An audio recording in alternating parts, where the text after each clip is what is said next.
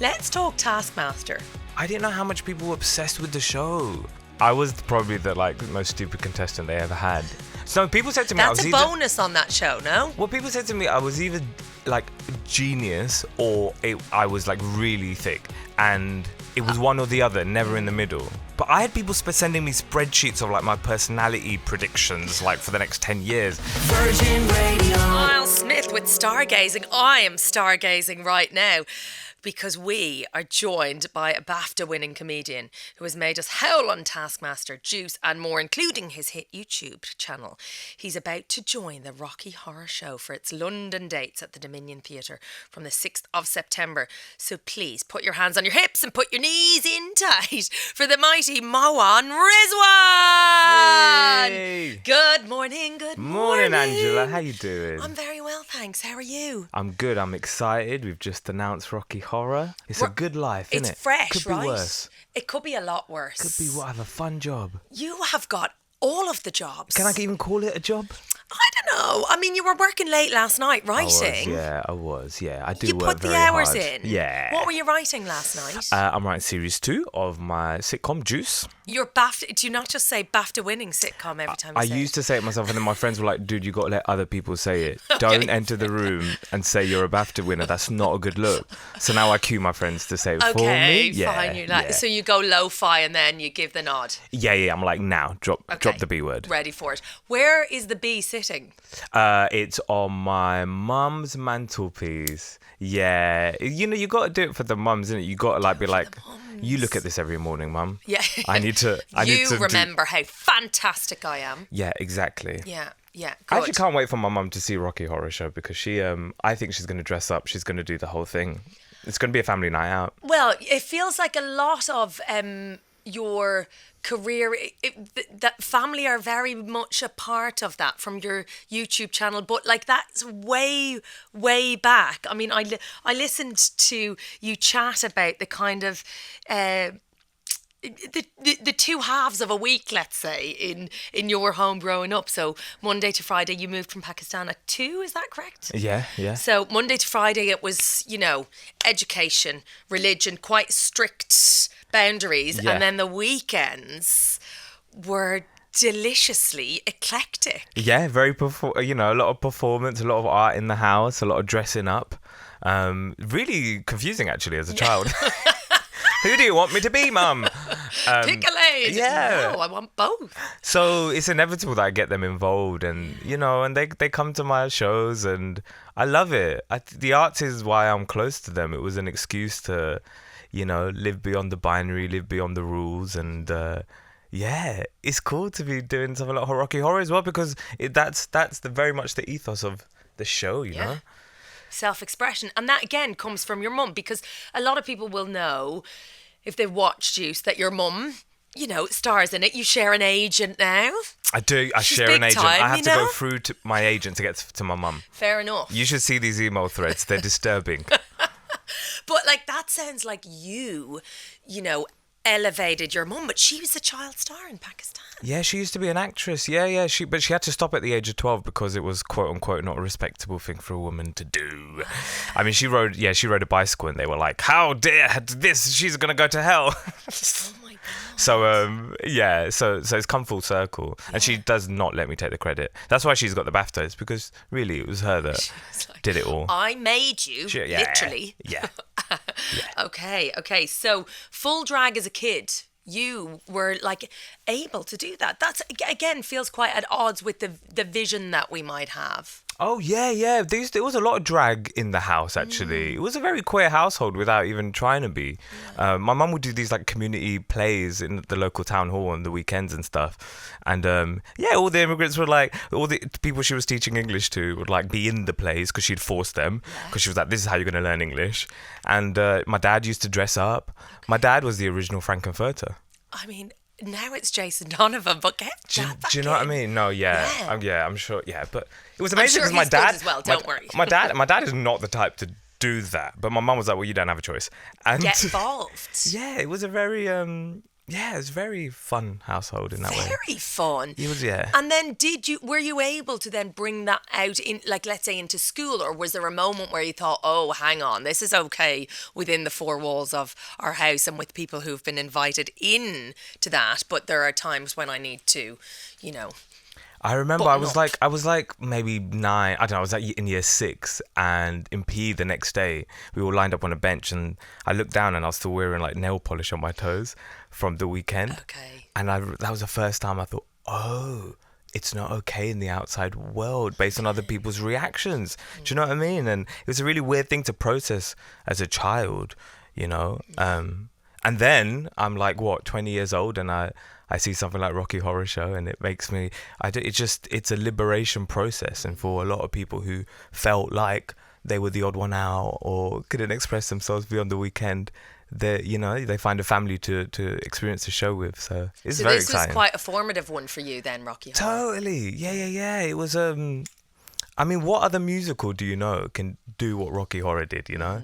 It's still a cult classic, 50 years on. It's the number one for me, really. I don't know if anything can top it. Oh, it's pinnacle, really? Yeah, I mean, come on. How old are you? Don't say that. You can't reach the peak at I'm 32 now. Okay. She's getting on a bit. Yeah, she's getting on. But she's fresh. But I came to it late. I was like 20 years old, something, you know? And it changed everything. I was like, this is what a musical could be. Yeah. You know, the songs are just good rock and roll songs. The story's really fun.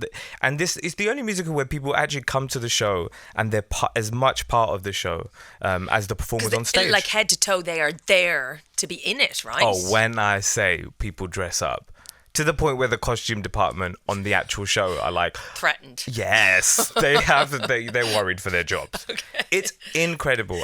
Yeah. I mean, quite a lineup to follow. There's been some, iconic narrators. Do you feel any pressure following Stephen Fry? I mean, not literally, but like he's done this before. There's a big old names. No, he called me actually when he got the role just for mentorship, and I said, I'm really busy, Stephen, actually, but I'll do it because I know one day I'll probably have to do it myself. So it's just good karma.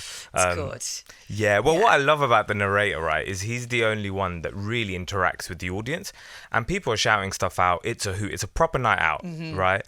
So obviously, being a stand-up, I love that stuff. That's what makes my job exciting. Yeah. Not knowing what's going to happen every night. So it's the live, it's the ad-lib. You can be literally responding in the moment. Yeah. And I mean, I'm in a tuxedo. It's all very buttoned up, but there's all this sort of, it's not my usual like singing and dancing everywhere on stage, which I like. It's something different. Yeah. But there's a lot of naughtiness within the lines that the narrator is colouring in with. Do you know what I mean? There's a lot of like cheeky interactions that night to night will be different. So that I'm really excited about. I feel like it's impossible for you not to inject that into things that you do. Well, let's see what happens.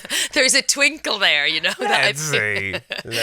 You gotta do it. Now, when you started your YouTube channel, did you ever imagine that you'd be performing on the West End? Was that the goal, or were you thinking, I'm just going to do this at home? It's a way to get going.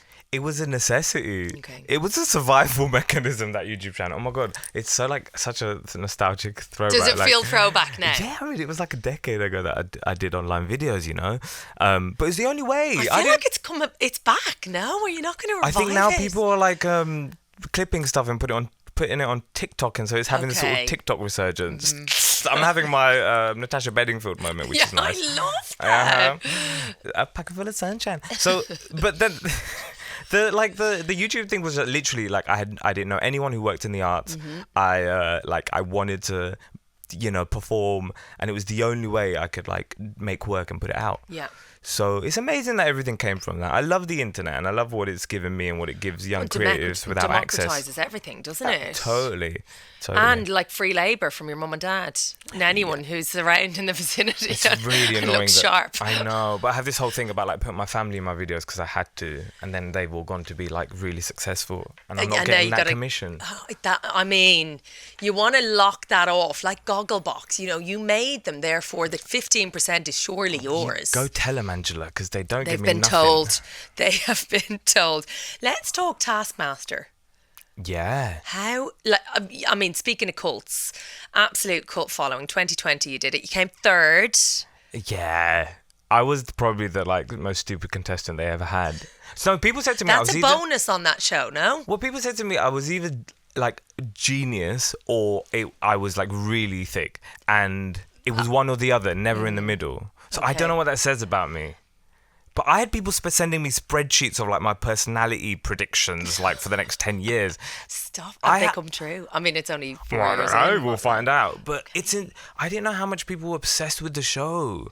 You know, they really like buy into like your choices as a person. You makes you question all the choices you've made in life. Okay, so they read into decisions and things that you make in a very deep way. Yeah, and then compare them to Johnny Vegas. Oh, you can't compare anything to Johnny Vegas. Daisy May Cooper as well. It was a good lineup. Yes. Yeah. Yes. And I'm no Catherine Parkinson. I tell you that. Mean, she's a very clever woman. Did she win?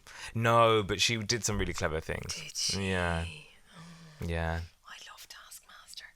You love trees and mangoes.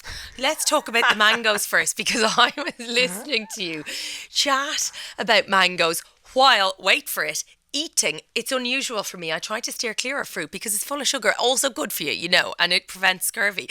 But I was eating a thing of mangoes as I was listening to you chat quite passionately about mangoes. That's amazing. Isn't it? Wasn't it a bit scary? It like was a bit weird. It was a Yeah. bit weird. So you were on a podcast with Jonathan Van Ness chatting about your love for mangoes. Yeah, I love me mangoes, you They're know. good. Yeah, Pakistani boy at heart, like. And I'm not talking these like Tesco mangoes. That is an excuse of a mango. I agree. I'm talking juicy stuff that's not from England. Like okay. good stuff. Where do you where buy the the juice best drips one? down, where you have to like. It's You messy. can't answer the phone while you eat. Like you put your phone on do not disturb. Okay. That kind of mango. And are we peeling the mango and then just going for it? Because I do a hedgehog mango the odd time, but it has to be quite ripe. So you cut it down, avoiding the stone, and then you groove it and turn it inside out, and it's like a little hedgehog. Yes, yeah, That like one. a porcupine. Exactly. Yeah, we love that. Okay. But there's a million ways to eat a mango. My favorite is you massage it. Stop it. Right, it's very sensual. So you massage it, you get it all juicy until like it's basically like just like all the nectar is like falling apart inside.